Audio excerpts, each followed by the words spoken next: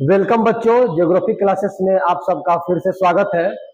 आज हम लोग पढ़ेंगे ज्ञान आधारित उद्योगों के बारे में, जिसको देख सकते हैं कि नॉलेज बेस्ड इंडस्ट्री कहा जा सकता है।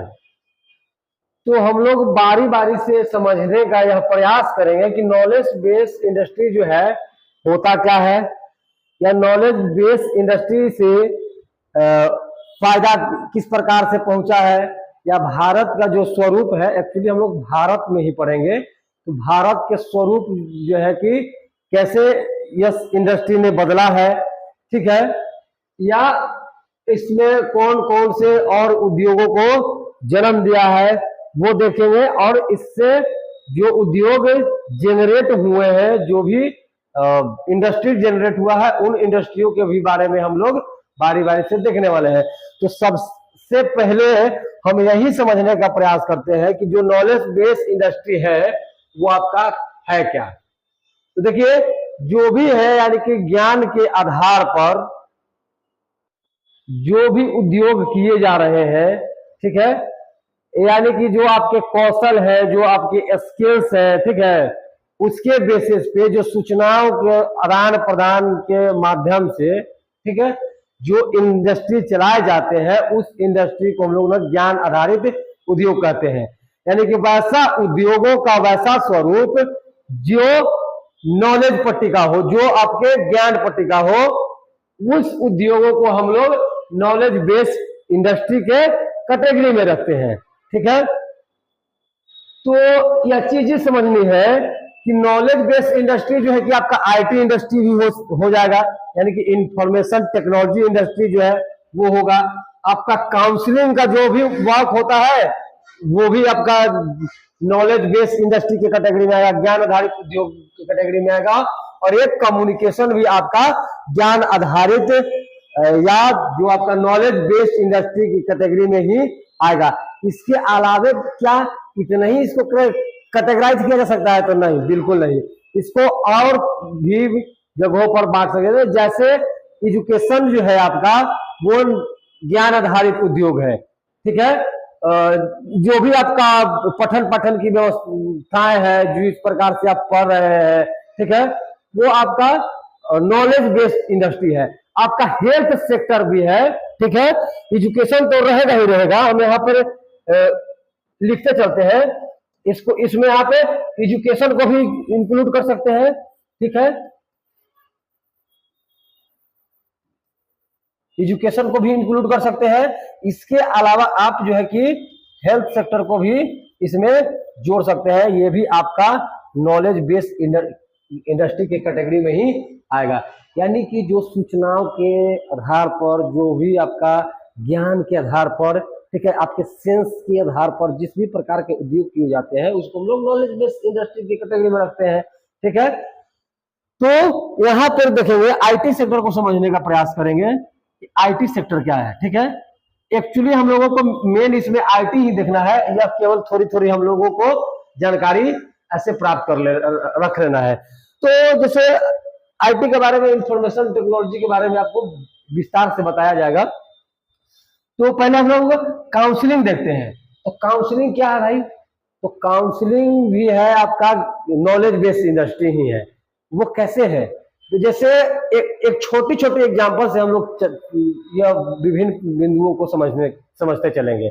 जैसे आपको किसी भी प्रकार की एंजाइटी हो गया है, ठीक है, यानी कि आप एंजाइटी के शिकार हैं, आप जो है कि डिप्रेशन में है, ठीक है, और आपको बाय फोन के माध्यम से या आपको फिजिकली मिल करके सामने सामने कोई जो है कि आपको सलाह दे रहा है, आपको सुधरने की दिशा में वह टेक्निक्स बता रहा है, आपको वह अपने नॉलेज के हिसाब से, अपने एक्सपीरियंस के बेसिस पे, ठीक है, वह काउंसलिंग कर रहा है, आपको अच्छा मार्गदर्शन कर रहा है, आपको बेहतर जो है कि टिप्स दे रहा है, सुझाव दे रहा है, ठीक। तो वो एक तरह से नॉलेज बेस्ड इंडस्ट्री ही हो गया। तो आपका काउंसलिंग भी आपका नॉलेज बेस्ड इंडस्ट्री में ही आएगा। कम्युनिकेशन क्या है? तो कम्युनिकेशन जो है कि संचार है। तो संचार का मतलब क्या हुआ? संचार किसी भी प्रकार के, जो आपका पत्रचार कर रहा है वो संचार ही है।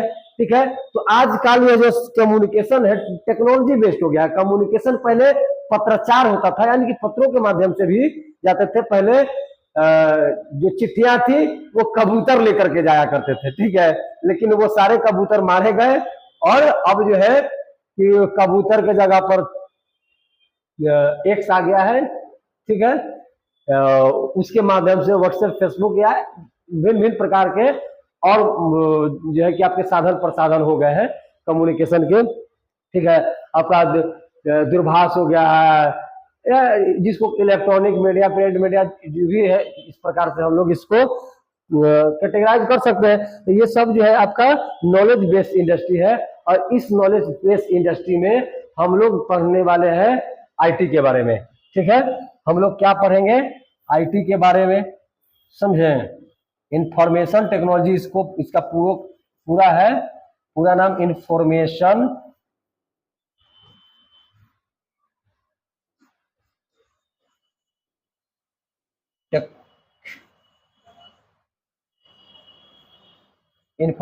Technology industry. ये आपका इंफॉर्मेशन टेक्नोलॉजी इंडस्ट्री। ठीक, इसको हिंदी में कह सकते हैं सूचना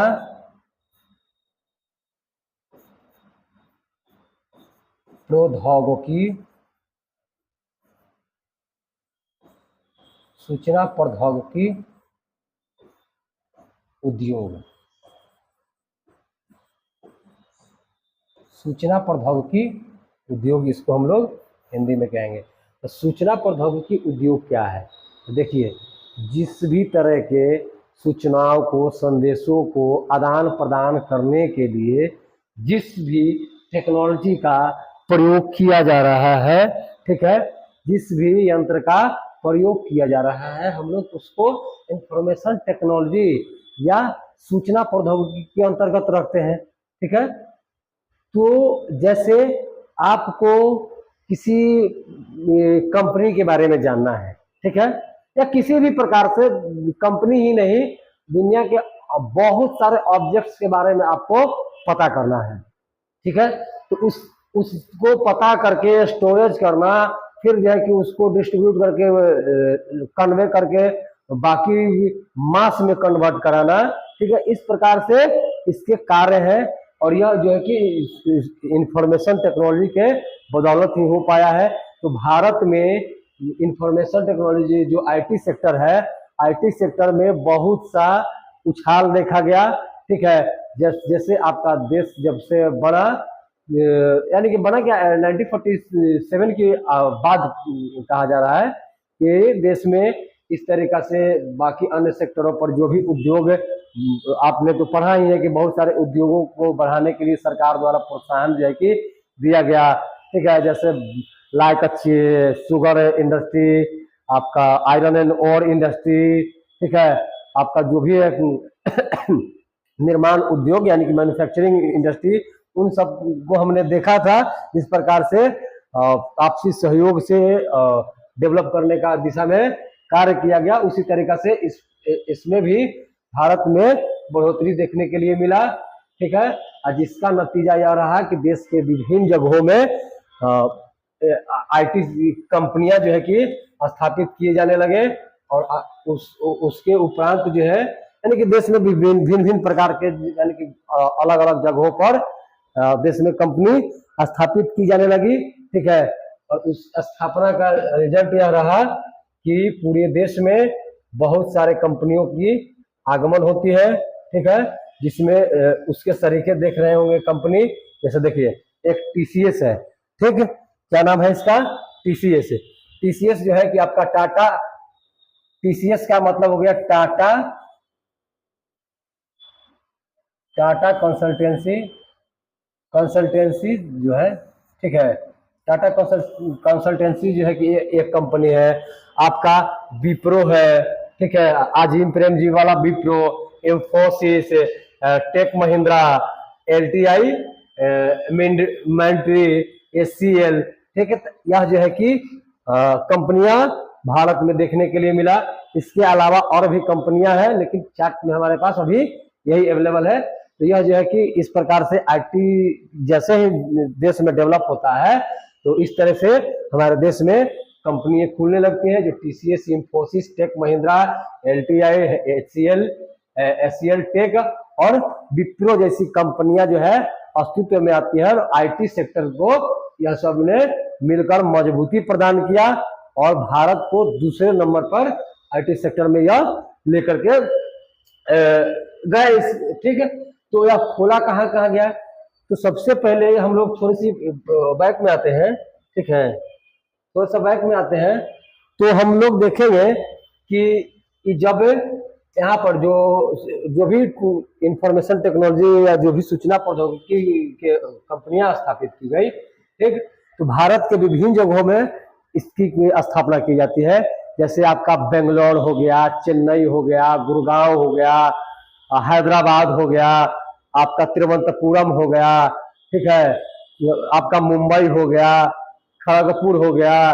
तो इन विभिन्न जगहों पर देश भर में कंपनियों की स्थापना जो है की जाने लगी। आईटी कंपनी जो है कि यहाँ पर स्थापित हो गए और इनके प्रमुख केंद्र बन गए। ठीक है, इनके प्रमुख केंद्र बन गए और उन प्रमुख केंद्रों को हम लोग आईटी पार्क के नाम से भी जानते हैं। जो भी प्रमुख केंद्र बने, जैसे आपका बेंगलुरु हो गया, चेन्नई हो गया, आपका हैदराबाद हो गया, आपका मुंबई हो गया, या आपका तिरुवनंतपुरम हो गया।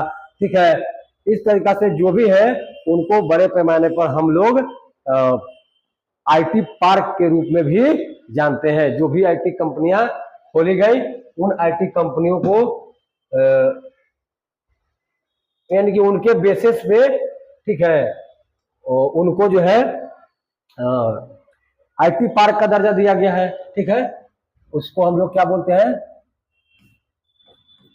आईटी पार्क भी बोलते हैं। आईटी पार्क उसको बोला जाता है। ठीक है, और आईटी पार्क बनाए गए।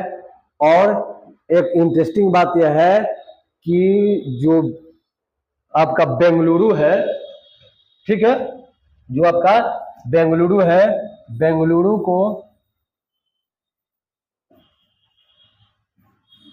को हम लोग सिलिकॉन सिटी के नाम से भी जानते हैं। ठीक है, सिलिकॉन सिटी जो है आपका बेंगलुरु कहलाता है। सिलिकॉन सिटी बोलिए, सिलिकॉन वैली बोलिए, बेंगलुरु को कहा जाता है। ठीक है, तो वह इसीलिए यानी कि इसकी जो संख्या है, बेंगलुरु में आपको आईटी कंपनियां ज्यादा मिलेगी, जिसके कारण जो है कि बेंगलुरु को सिलिकॉन सिटी कहा जाता है। ठीक है, the silicon city of the country जो है आपका बेंगलुरु को कहा जाता है, क्योंकि आईटी कंपनियों की भरमार है। और एक चीज बता रहे हैं, जो भी आपका दक्षिण भारत वाला जो इलाका है, ठीक है, तो दक्षिण भारत के जो भी इलाके हैं उन इलाकों में आईटी कंपनियां ज्यादा मिलेंगी आपको। जो भी बाकी नॉर्थ इंडिया के अपेक्षा साउथ इंडिया में आईटी कंपनियों की भरमार है। ठीक है, आप जब भी देख रहे होंगे डेटा जब उठाएंगे तो कर्नाटक, बेंगलुरु वाला वो हिस्सा पकड़े हुए, तिरुवनंतपुरम आंध्र प्रदेश, या इस प्रकार से जो भी तरीके हैं उनमें जो है आईटी कंपनी ज्यादा है। ठीक है, आईटी कंपनियों में वो लोग रिच है, यानी कि आपका दक्षिण भारत जो है कि रिच है, यानी कि ज्यादा मात्रा में है। ठीक है, और भारत के कुछ अन्य जगहों पर भी उसकी संभावनाएं हो सकती हैं, लेकिन वहां पे अभी कार्य जो है कि उतना नहीं हो पाया है।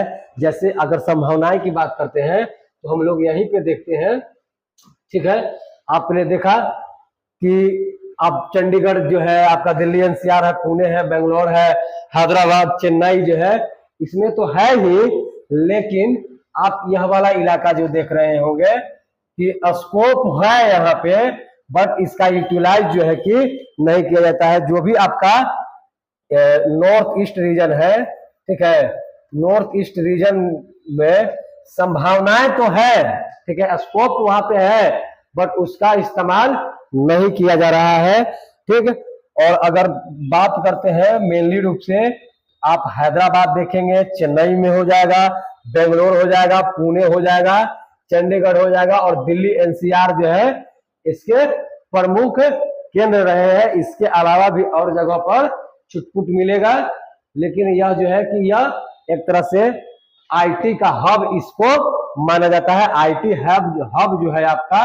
यही है, चेन्नई, हैदराबाद, बेंगलोर या बेंगलुरु जिसको कहते हैं, बेंगलोर को का पुराना नाम बेंगलुरु, ठीक है।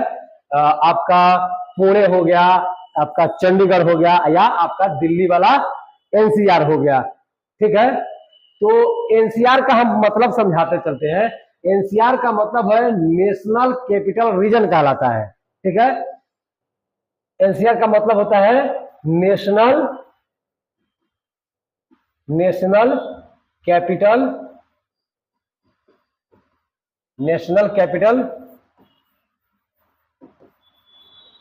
कैपिटल रीजन कहलाता है। दिल्ली वाले इलाके हैं, एक एनसीआर है, ठीक है। दिल्ली वाले जो एनसीआर इलाका है उसको हम लोग नेशनल कैपिटल रीजन बोलते हैं, ठीक है। यानी कि राष्ट्रीय राजधानी क्षेत्र कहलाता है दिल्ली एनसीआर, ठीक है। तो यह जो है कि इन क्षेत्रों पर में आपको आईटी पार्क जो है कि मिलेंगे। इन्हीं क्षेत्रों को हम लोग आईटी पार्क बोलते हैं, ठीक है। आईटी जो है पार्क के आईटी पार्क कहलाता है, और ये अब इसके आईटी पार्क है। तो इस तरीका से हमने देखा कि ज्ञान आधारित उद्योग जो है तो किस प्रकार से है, वह कौन कौन से हैं, और हमने वह कंपनियों के बारे में भी देखा जो आईटी सेक्टर में वह कंपनियां अपनी मजबूती से कार्य कर रही हैं, ठीक है। और वो जो आपको जो एग्जाम वगैरह कराना रहता है, तो देखते हैं ऑनलाइन एग्जाम जो है आपका टीसीएस वगैरह कराता है, एचसीएल जो है आपका ये हार्डवेयर लैपटॉप वगैरह बनाता है, ठीक है। तो आईटी का जो काम है, आईटी के काम में केवल ऐसा नहीं है कि केवल जो इंटरनल वर्क है वही किए जाते हैं, एक्सटर्नल पार्ट का भी काम किया जाता है, ठीक है।